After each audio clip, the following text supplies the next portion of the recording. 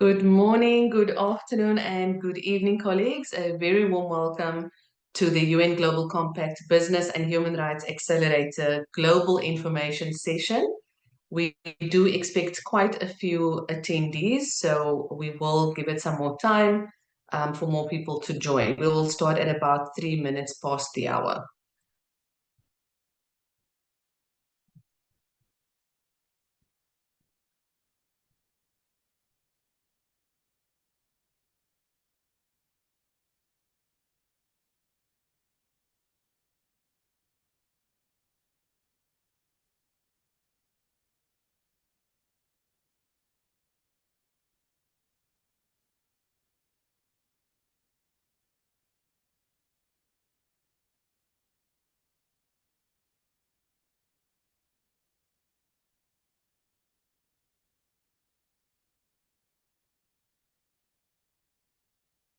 Good morning, good afternoon, good evening. If you've just joined us, we will start at about 3 minutes past the hour, just to allow more attendees to join.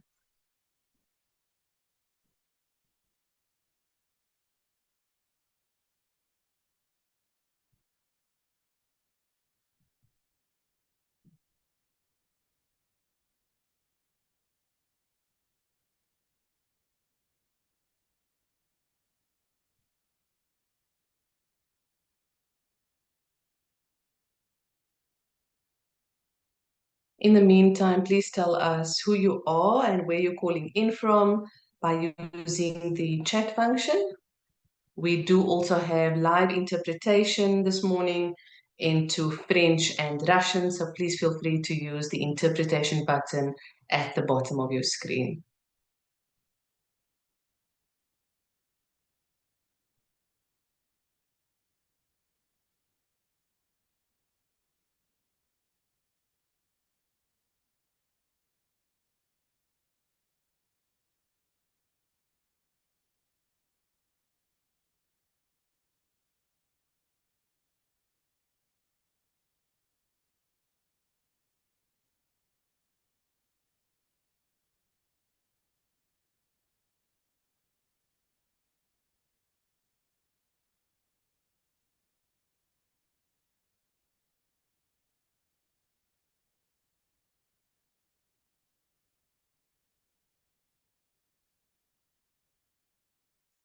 Fantastic. Welcome, Kulani from South Africa.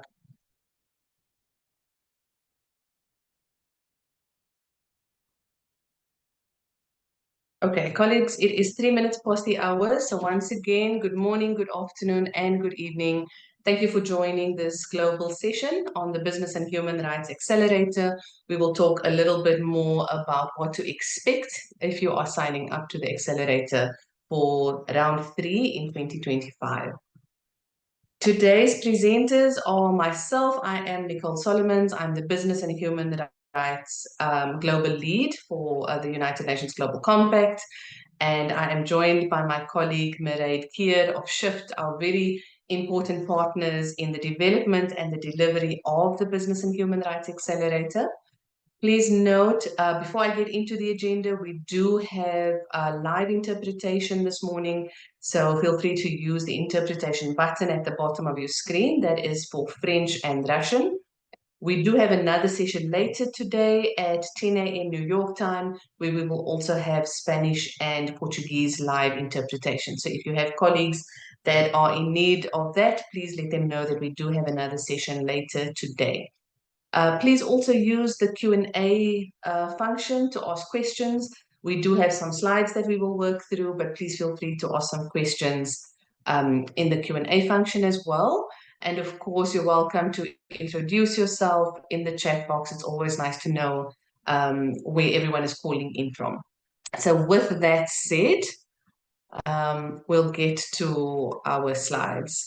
So the agenda for the next 55 minutes or so is we will go through a little bit of the context, of course, why this is important in this day and age, the accelerator itself, what you can expect.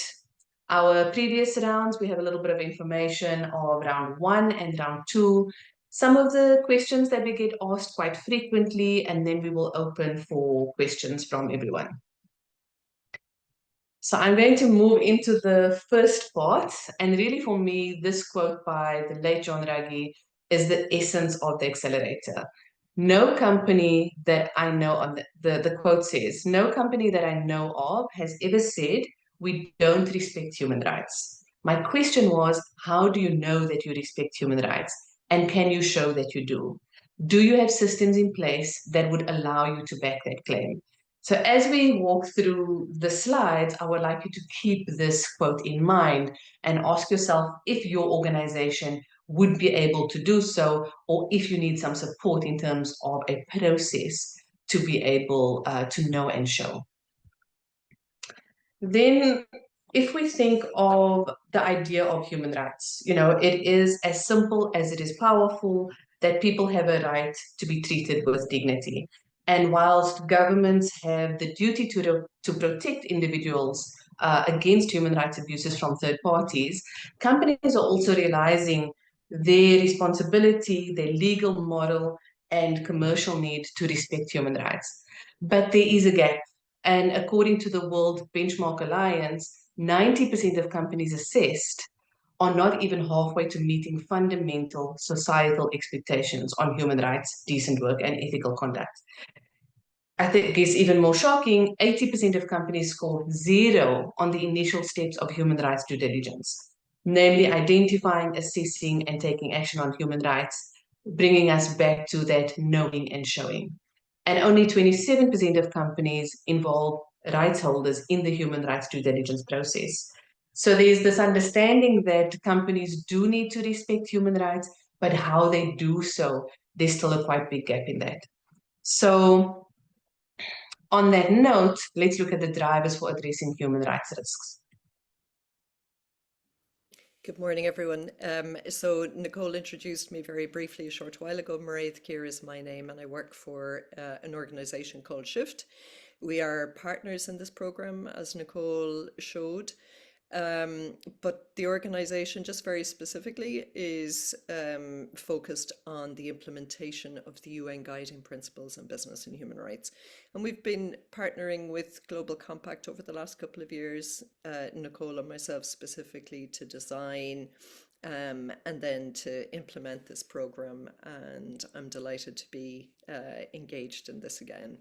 So then, moving back to the slides, there are a number of drivers, of course, for addressing human rights risks. The first one is that a large number of companies' stakeholders, whether that be investors, whether that be employees, whether that be in customers, have expectations that businesses will do the right thing and are asking businesses, as you saw in that quote from the benchmark, the World Benchmark Alliance, they're asking businesses to show that they understand what their human rights risks are and to show what they're doing about them. So there's a series of expectations, an increasing expectation over the last 10 years or so that businesses are focused on this topic. It's also about managing risk for business, because we know that when human rights risks, otherwise known as risk to people, become get to a certain level of severity, that they can also become risks to business. So there's a very strong risk reason, part of a broader risk management process, why businesses need to pay attention to this. And then, of course, there's the responsibility side of things. There are a lot of regulations, a lot of, and I suppose increasing legislation over the last number of years that require businesses to do this. So on the next slide then, that comment about the legislation will be drawn out a little bit more. And this is basically a very interesting map, because certainly back in 2011, excuse me, when the UN Guiding Principles on Business and Human Rights were first endorsed unanimously at the Human Rights Council, this map looked very different. But we, over the intervening years, have seen a lot of developments around the world, notably in North America, and you can see a number of the pieces of legislative development listed on the left-hand side, but then also very much in Europe, and we're starting to see more activity in Asia.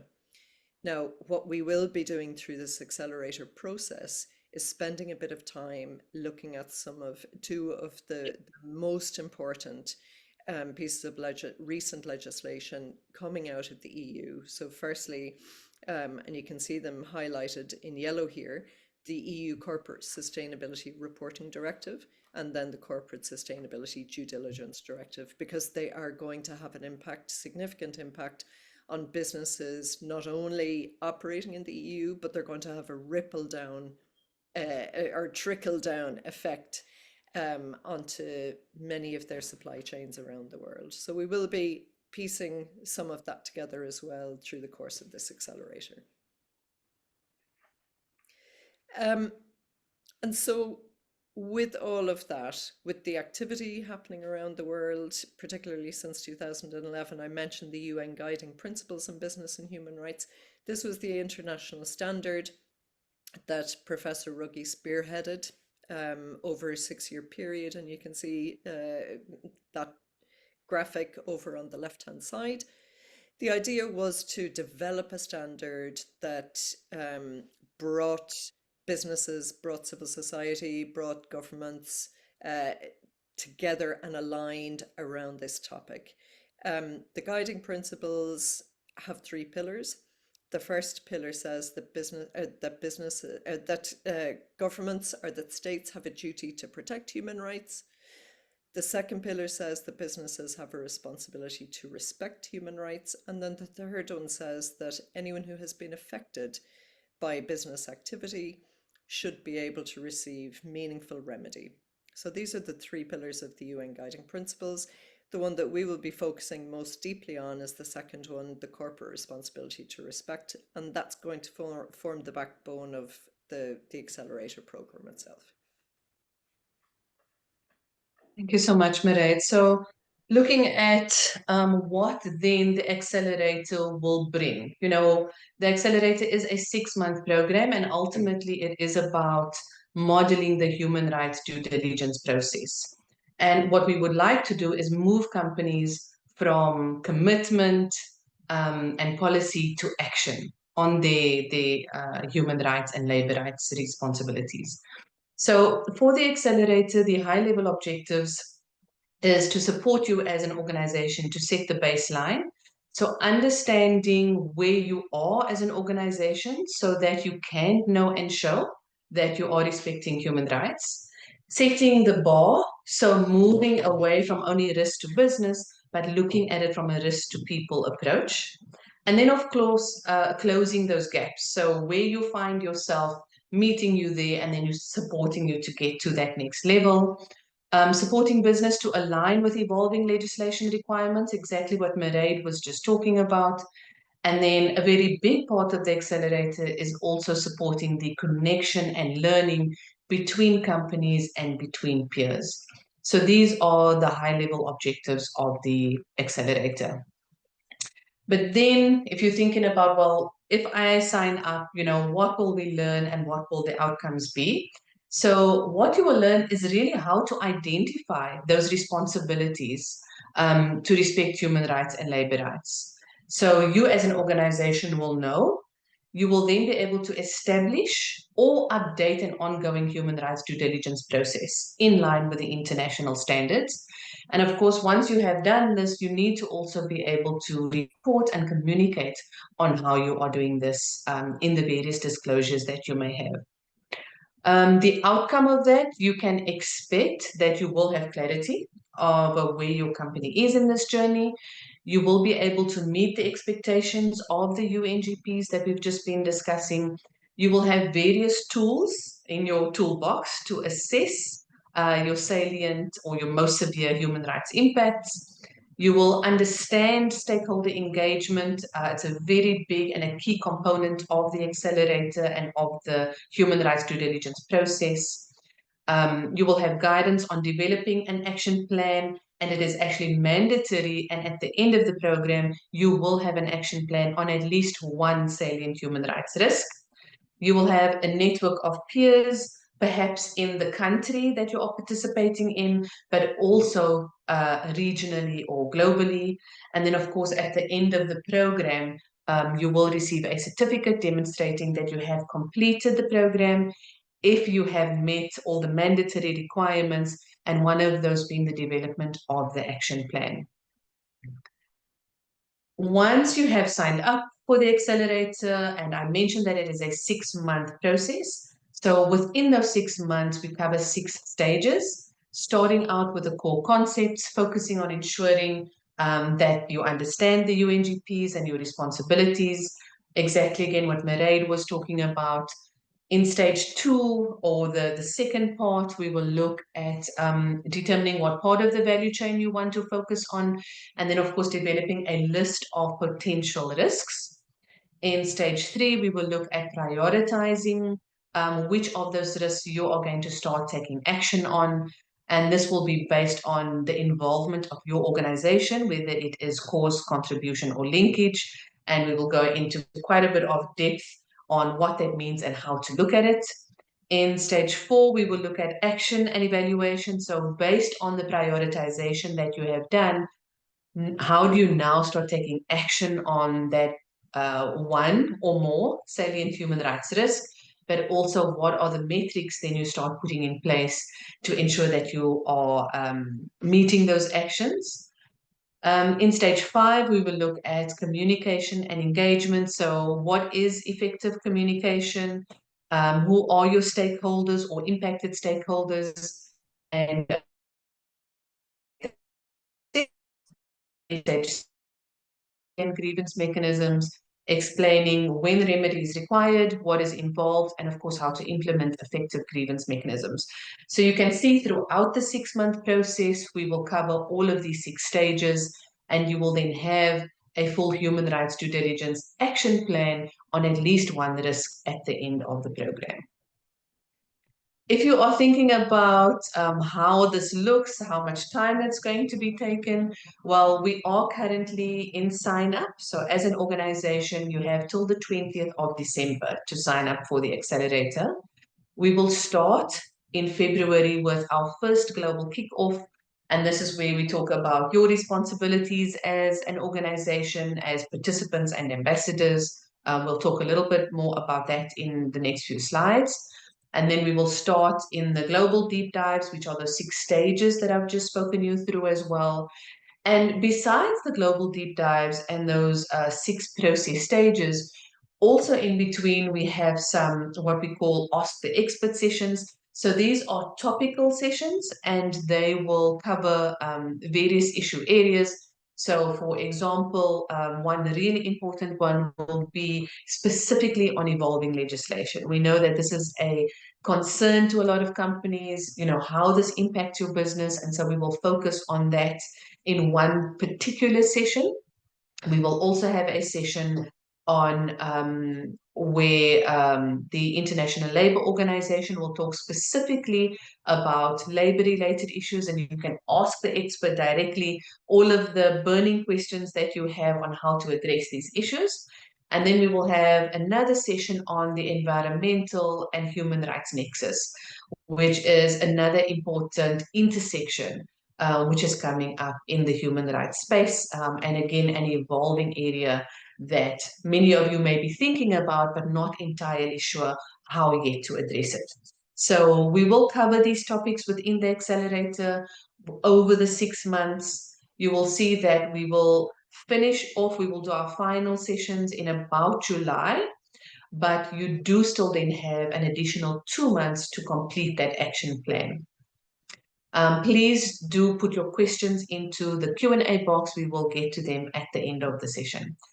We do also have e-learning, so you will be able to do on-demand learning through our academy, where you will be learning on how to operationalize the UNGPs, that you will be able to do in your own time, whether it is in the evenings or over the weekends, you decide. And then, of course, we have specific peer learning sessions, but those will be done by the country networks. So in terms of dates and frequency of those peer learning sessions, you will have to find that out directly from your country networks. Then let's have a quick look at our previous rounds. We started the Business and Human Rights Accelerator in September. We started recruitment for round 1 in September 2022. and we started with round one in 2023. We covered within that time, we covered about 57 countries and 665 companies. You can see over 1,300 participants participated, and we had some really good outcomes. We had many participants submitting action plans and receiving their certificates. But more than receiving the certificates, once you have developed that action plan, that can then be embedded into your organization. So we know that the work that is done in the accelerator is then embedded into your organization.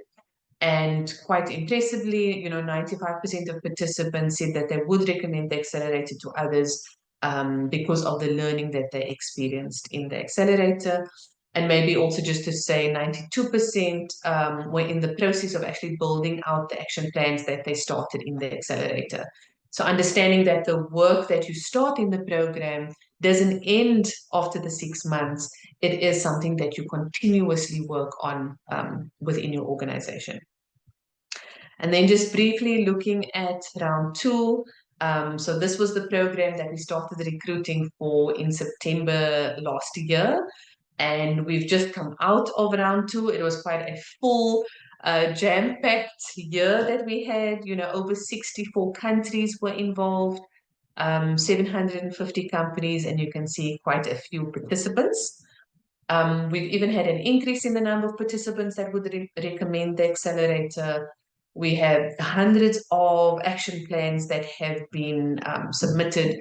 And what is also great about the action plans is that we then look at the action plans and we actually take or we approach companies for case examples. What was your experience like in the accelerator?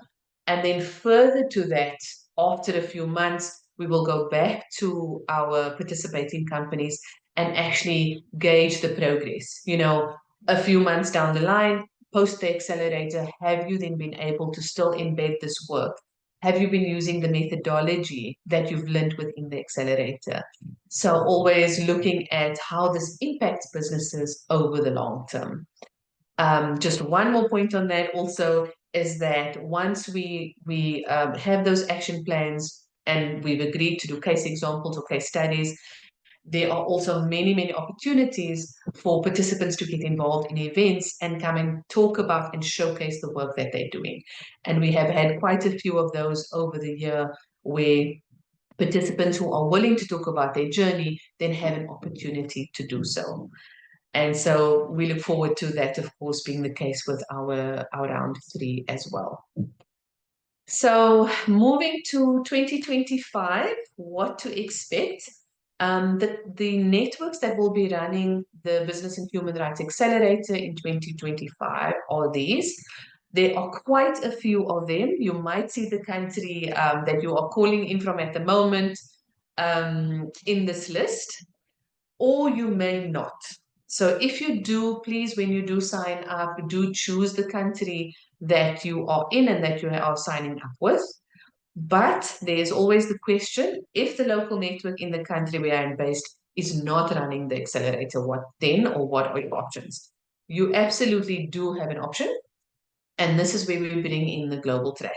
So if you do not see your country in the list, please use the global track option to sign up. I will receive all of those signups from those various companies, and we will then take that conversation further. But over to you, Mairead, for the next few questions. Sure. Thank you. So the first common question, who should participate from our organizations, and then what amount of time are we going to need to put into the program? So on the next slide then, what we're asking is two levels of participation. First of all, the participants who will join, the monthly sessions, participant one and participant two down at the bottom. What we feel is appropriate is somebody who is involved in the day-to-day implementation of business and human rights within the organization, whether they're sitting in corporate affairs or whether they're sitting in a broader sustainability team, whether in some instances will have human rights in their title, but irrespective, they're kind of responsible for running human rights type activity. The second person could be somebody from also that team, or could be somebody from procurement, or from human resources, or from legal, or whatever. So, but the idea is that the two of you will attend the global deep dives, you'll attend the peer learning, you'll be involved in doing the background homework between the sessions, and you'll develop then the action plan at the end. Then the third participant from each company is the ambassador. And this is the sponsor of the program within your organization. This person should help you uh, have conversations that are pertinent for this program within the organization, kind of helping you open doors to engage with higher level execs around this topic over the course of the 6 months. Why is this important? Because what we're trying to do through the program is model the human rights due diligence process, enable you have conversations about remedy, about grievance mechanisms, about stakeholder engagement, and essentially this is a cross-organizational program. So it's very important to have somebody who can, as I say, help open some of the doors, but also help you have those broader conversations at a higher level. So that's the way we have kind of configured the program. In terms of those of you who will be joining session by session, we're thinking about 50 to 60 hours across the 6 month program, because there is quite a bit of reading, there's a bit of work in between each session, but that's spread out across the 6 months. From the point of view of the ambassador, we think probably about 10 hours. Of course, the ambassador is very welcome to come to the global deep dives. They don't have to, but there will be some very specific sessions and engagement activities established for them. But we want the ambassadors to be having conversations internally with the participants so that they're following the progress of the program and then helping to have internal conversations too. Um, we have heard people say that our company already has a human rights due diligence process, so does it still make sense for us to join the accelerator program? And we tend to say yes, absolutely. This is a great learning experience for everybody. Human rights due diligence is not a one-time put in place and then it'll run itself type initiative.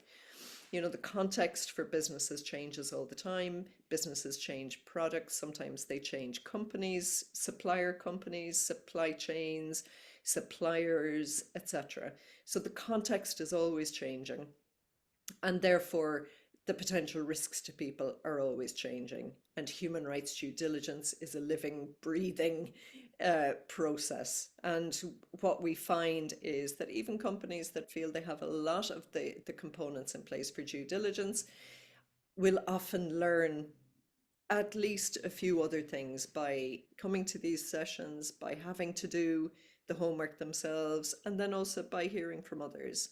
The peer learning sessions are a particularly great opportunity for businesses to listen to other challenges that peers are having or that companies in their same country are having. So there's always something to learn. There's always something that you can do to strengthen your due diligence process.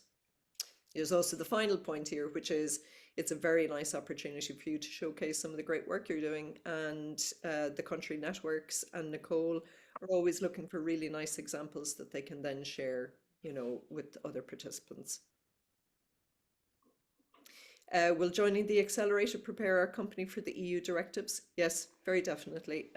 So I made a mention of that earlier on. Shift has been involved, but also paying very close attention to the legislative developments. And what we're really planning to do for this year's accelerator is make sure that we're threading in the key elements of legislative developments specifically relating to CSDDD, the Due Diligence Directive, and the Corporate Sustainability Reporting Directive. So layering in some of the key elements from both of those into the content throughout the 6 months, so that we're kind of showing you the alignment between those and the UN guiding principles. So yes, this is very much a key feature of the accelerator this year. And what's the benefit of combining companies from different sizes and sectors? It's really about peer learning, for companies to see the kinds of issues that are common across geography, across sector, across company size, and picking up really nice examples. I think it's very comforting for businesses to know that their challenges aren't their own, but it's also very useful to see that quite a number of these very serious human rights issues are actually systemic, whether that's within a country context or whether it's within a sector, and that in reality, in many cases, businesses need to come together in a collaborative way to really tackle some of these systemic issues. So that's one of the key features or the key focus points for this program throughout the 6 months.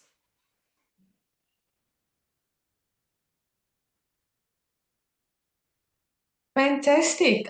Those are the slides that we had. We did want to leave time for Q&A, so I think we can go to that now. Colleagues, please do put your questions into the Q&A box.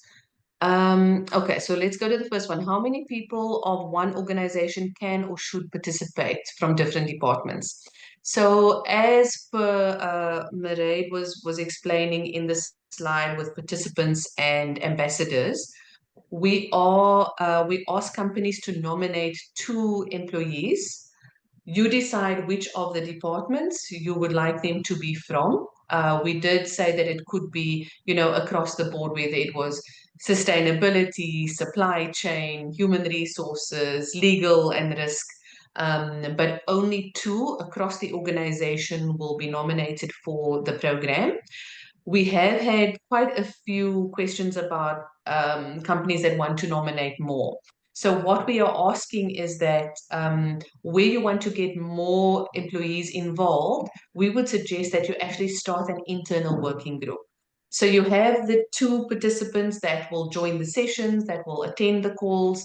They will be able to download all of the resources and start working on that within the organization, bring it back to the company, and then you have an internal working group, cross-functional internal working group where you can actually work on that together, work on identifying the risk together, work on prioritizing together. So you can embed this work a lot broader than just the 2 participants that are coming onto the program. So only 2 onto the program plus 1 ambassador, but we definitely suggest an internal working group to make sure that you include others, but also ensure that it's embedded across all of those functions in the organization. Then, what are the costs for participation? There are no costs for participation. However, that said, please do check with your network. Some do charge a very minimal fee for various elements of the accelerator that they need to cover costs for. But ultimately, I would say for about 90% of the networks, there is no cost involved, as long as you are a Global Compact participant. Then, you want to take the next one, Mairead? So the question is, could you share how attending the workshop can improve our sustainability ranking performance, such as EcoVadis ranking? So probably it's important to stress that our starting point is helping businesses align with the international standard, the global standard on business conduct, which is the UN Guiding Principles on Business and Human Rights. So that's what this program is all about. We are not focused on helping businesses meet sustainability rankings. However, the majority of sustainability rankings are looking for businesses to align with the international standard on business and human rights, the UN guiding principles on business and human rights. Therefore, through this program, you will be meeting the expectations of these rankings. It's the same with WBA, the Worldwide Benchmarking Alliance, the really big one. They are tracking the extent to which businesses are implementing the UN guiding principles. So, we're we are helping businesses get there, but it's not our intent to help them, meet the expectations of the rankings per se, but it's a nice byproduct. Okay, the next question from Anna. What happens if only one person actually can participate, also due to language constraints? That's a good question. So you do have two participants that sign up. And the reason why we have two participants is because it's not always possible for both to attend. So it's absolutely fine for at least one of those participants to be attending the sessions. And the idea is that, the participants will then be able to catch up together. So yes, one can participate if the other one can't. But when it comes to language constraints, the local sessions will be held in the local language. So depending on which network you are with, the session will be held in that local language. Also, all of the global sessions, all of the big deep dives that we spoke about, we will have Russian, French, Portuguese, and Spanish. So please do just check in with your network, but we cover most of the languages that are needed to be covered. Also, if you are with a network, and this also happens, but the network is in a certain country, but the employees that are participating in the accelerator are actually sitting in other countries. They're not sitting in the same country, and they do not necessarily speak the native language of that company, then the global track is still open as well. The global track is held in English. So if you have any further questions about that, please do make contact. I will post the BHR Accelerator email address. I will address any of your questions there.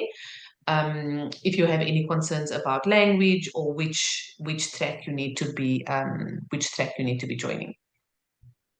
So Anna's asking about the cost. We did just cover the question about the cost, so we're going to move on from that one. Could we start with just two participants and no ambassador, as we'd love to participate? We have had instances where it's two participants and one of the participants are actually at a level that they do act as the ambassador as well. The main purpose of the ambassador is to really champion the program. So with the UN Global Compact accelerators, and there isn't only the business and human rights one, we have many others.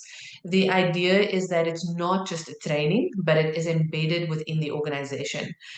And that is where the ambassador becomes so important. So yes, one of the participants can act as the ambassador initially, but ideally you want someone at a very high ranking level that is able to ensure that whatever work is identified and the action plan that is developed, that you will actually be able to take that further and progress it in your organization.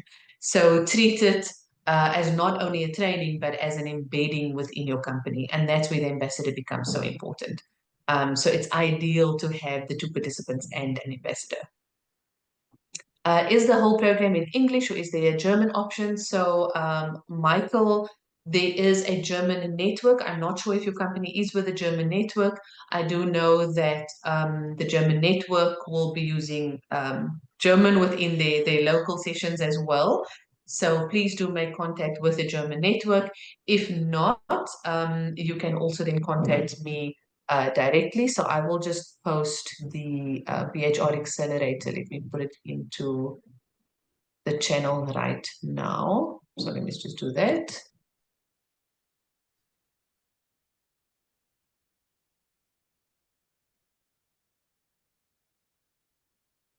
BHR Accelerator, there we go. So I've just put it into the chat. Okay, can individuals, consultants, academics participate either the global track or through country networks? The accelerator is designed for business. And so you would have to check in again with your country network. We do have consultancies and academics that actually support the program, whether it is for an expert session or facilitation. So we do have partners that help on the accelerator in the various countries, but not necessarily as participants of the actual program. So again, depending on which country you're in, please reach out to the network to see if you can support perhaps the delivery of the program, or if you'd like to give some expert input, have a chat to the network. How can we join the program? That is an excellent question. Let me, I will again just post the link here. I will put the link into the chat.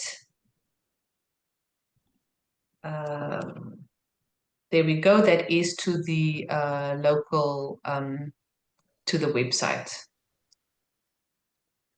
So let me just do that. There we go. So please do sign up. We will be waiting for those. Could you share what the action plan would look like? I don't have one available right here. And let me tell you a little bit about the action plan. Action plans are confidential. So as an organization, when you submit your action plan, no one else is going to be seen. It is for us at the Global Compact. We will have a look at the action plan, and depending on the network, if they have the capacity, they might review it and give you a bit of feedback. The networks don't usually have the capacity to do so, but from what we see in those action plans, we might then come back to you and approach you for a case example or a case study. So the action plans are confidential. We will not be showing anyone's action plans, not today, and not in any of the other sessions either, unless it is a session where we actually invite participants to come and share and present their action plans. Then it will be open to whomever is in the room, but we treat your information very carefully because we want companies to be doing the work, not to be concerned about where the action plans will land up. So we don't have the example right here, but just to say we treat it with the utmost caution as well. It might be worth saying just that we have created, and Nicole has done quite a bit of work on a kind of a template, just a very high level template that will be shared with all of you as a kind of an illustration of what would be expected in the case study. So you will get that as part of the resources. Yes, thank you. Yes, yeah, you won't be left in the dark. There is a template. And sorry, Mare, just to add to what you're saying, beyond the action plan template, there is a fantastic workbook that Mare and Shift have also developed, where you will be able to insert all of the details and work through it throughout the 6 months. So it's a journey that we take you on throughout the program. And the time for the information session in Spanish, it is at 10 a.m. New York time. So that is later today. You are more than welcome to join. Please tell other colleagues to join as well. Myself and Murray will be going through the same presentation deck, but of course there are always other questions that come up in these other sessions also. These sessions are recorded, so if you have registered, you will have access to this recording, and we will have Spanish as well as Portuguese translation in our session later today. So that's at 10 a.m. New York time.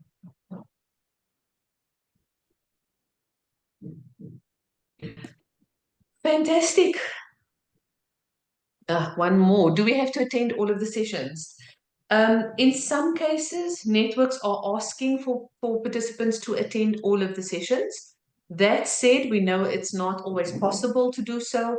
That's also why there's 2 participants, because we know that it won't be possible for each of you to attend all of them. Also note that the sessions are recorded. So when you really cannot attend, you will be able to watch the recording after.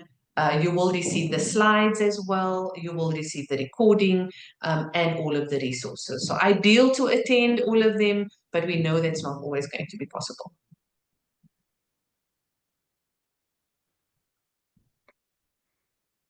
Fantastic. Colleagues, if there are no other questions for now, you're welcome to join the session later to ask more of those pertinent questions. Mairead, if there's anything else from your side? No, nothing at all. But hopefully, we do see a number of you returning to us in a couple of months' time for the program. It's really very interesting. So, Fantastic. Thank you so much, everyone. There's one more question. Can I participate as an independent consultant? Gabrielle, we not necessarily. However, if you are a registered company of the Global Compact, you can attend or sign up as a company of the Global Compact. And once you are in the accelerator, you will be focusing on your own organization.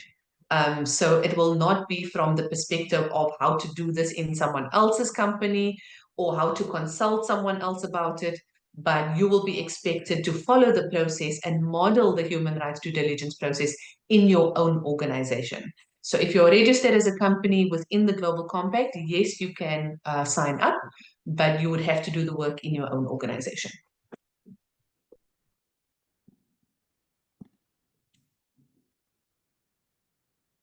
Fantastic. Colleagues, thank you so much. We will see you in the next session. Sorry, one more. You are welcome to contact your country network. Sorry, the question is, can we participate as volunteers? That's a great question.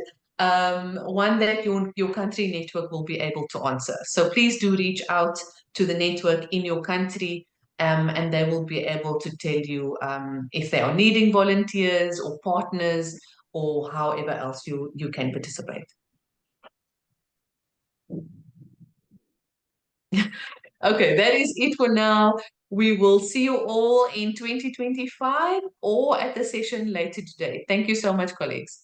bye bye.